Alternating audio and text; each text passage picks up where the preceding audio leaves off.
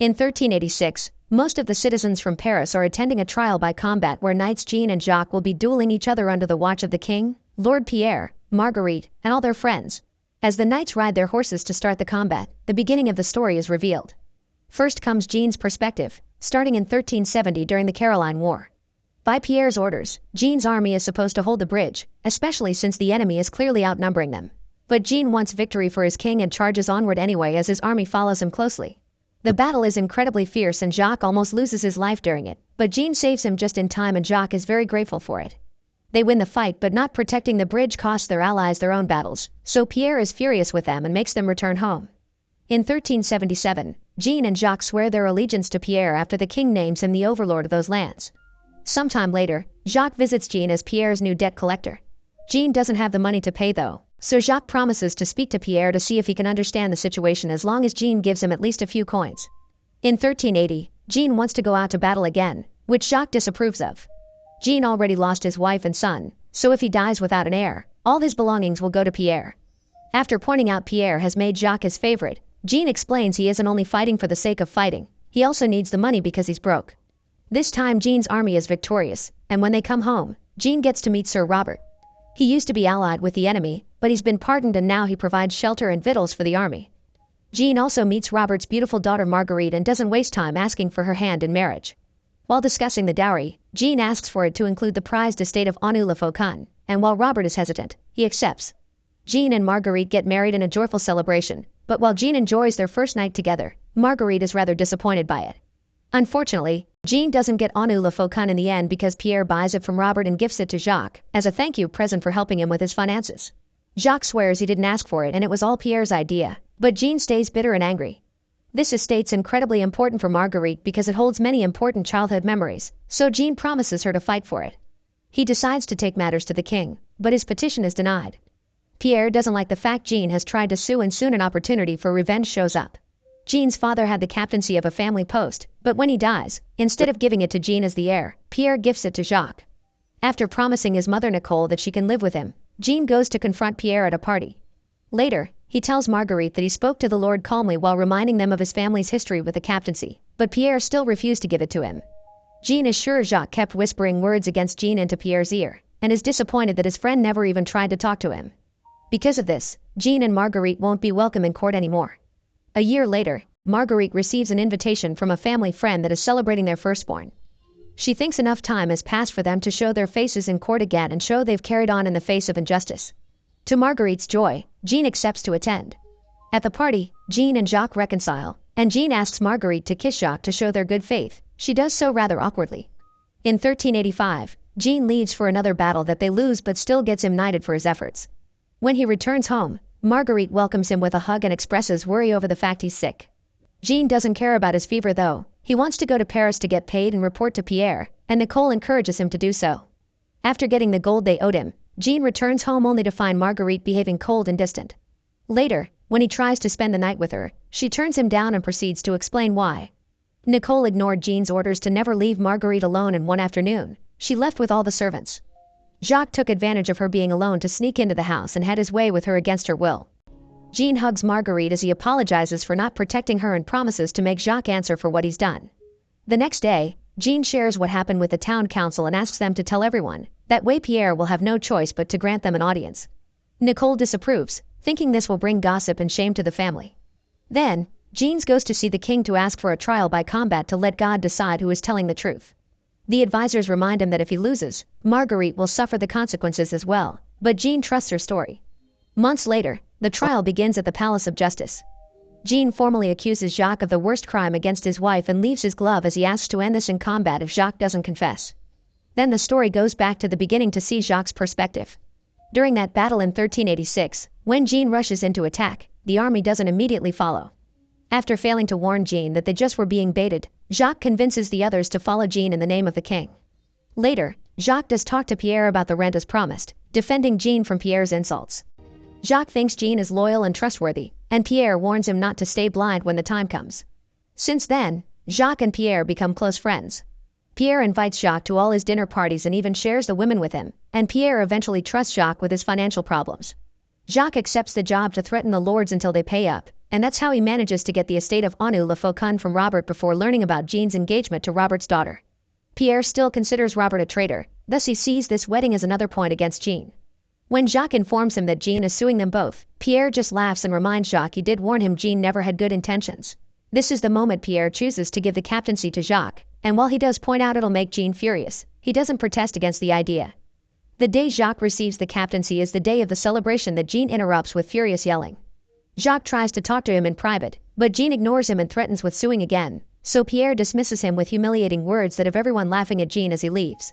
When the invitation to the firstborn party arrives, Pierre doesn't want to go, and he wants Jacques to stay as well. However, Jacques wants to go because he heard Jean is going and it's about time to close this wound.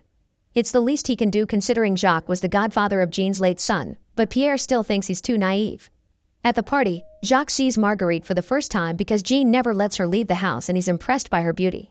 The kiss also leaves quite an impression, so later Jacques tries to befriend Marguerite, and the two of them end up having a deep discussion about literature.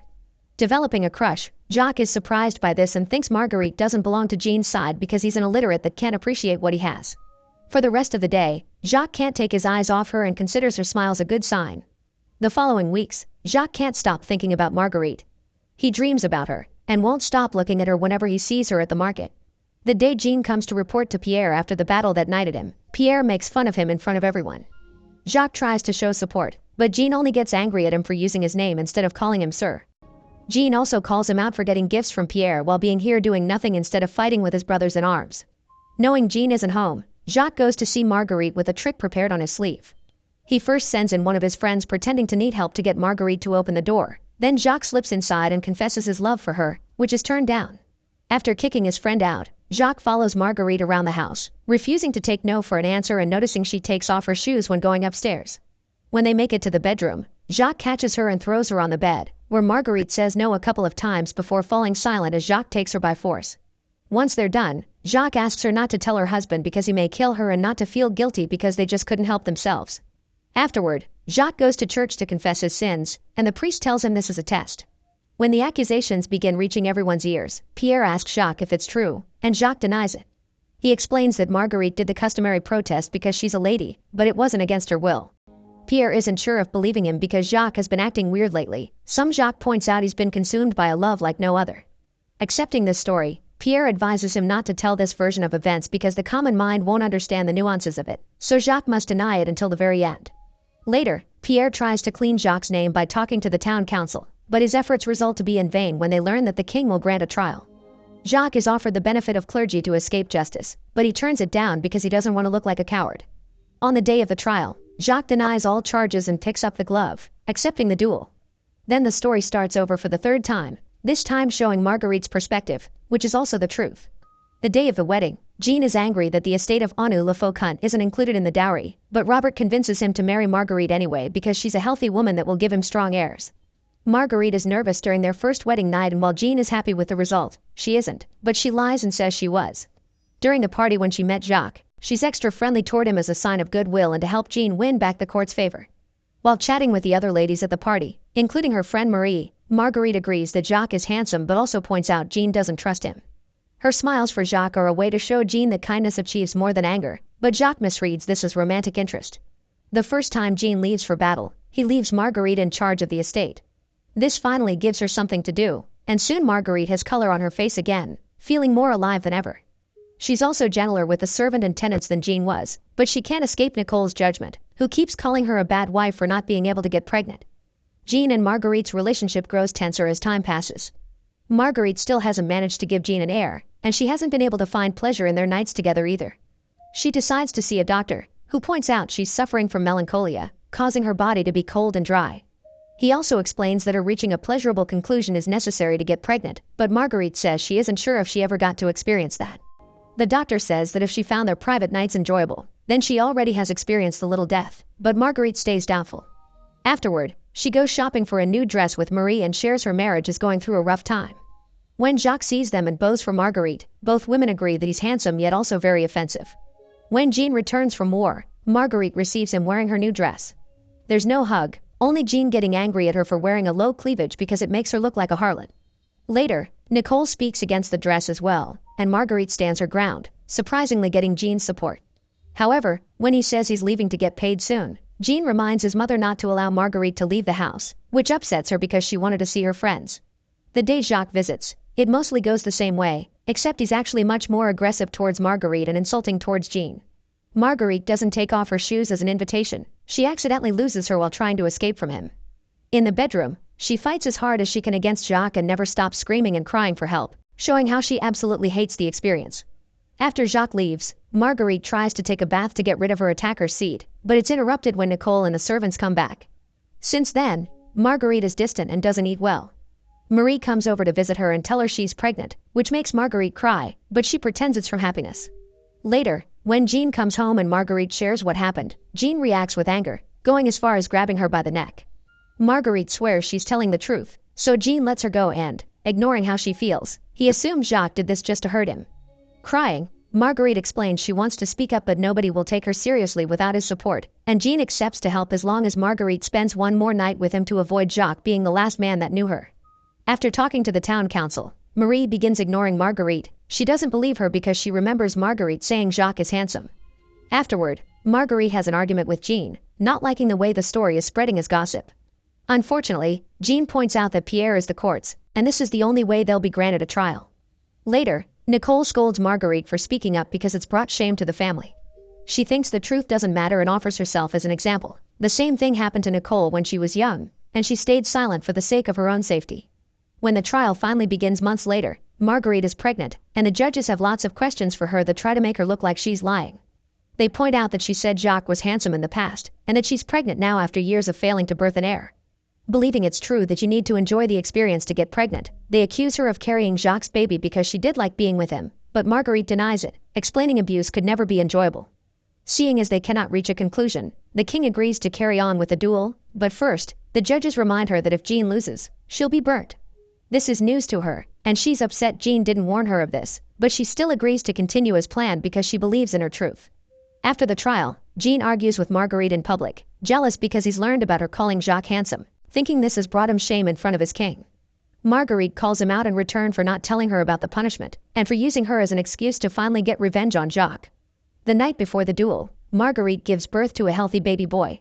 It's the most happiness she's ever experienced, and she worries the baby may grow up an orphan if the duel goes wrong. She also can't help wondering if she would have stayed silent about the abuse to protect her son if she had had him earlier. The next day, Marguerite is taken to see the duel in chains, and she swears she's telling the truth once more before the fight begins. Jacques and Jean start by jousting, and after losing their mounts, they change to hand. It begins as a fair match for both sides, but Jacques soon overpowers Jean and stabs him in his thigh. However, Jean refuses to give up, so when he falls to the ground, he waits there on purpose for Jacques to approach.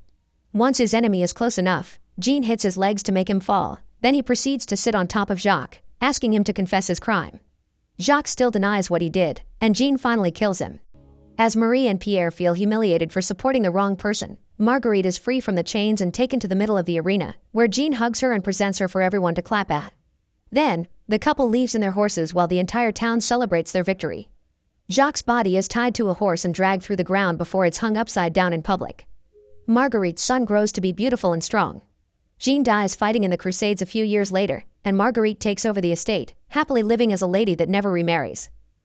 Make sure to subscribe and turn on notifications so you can watch more videos like this. Thanks for watching.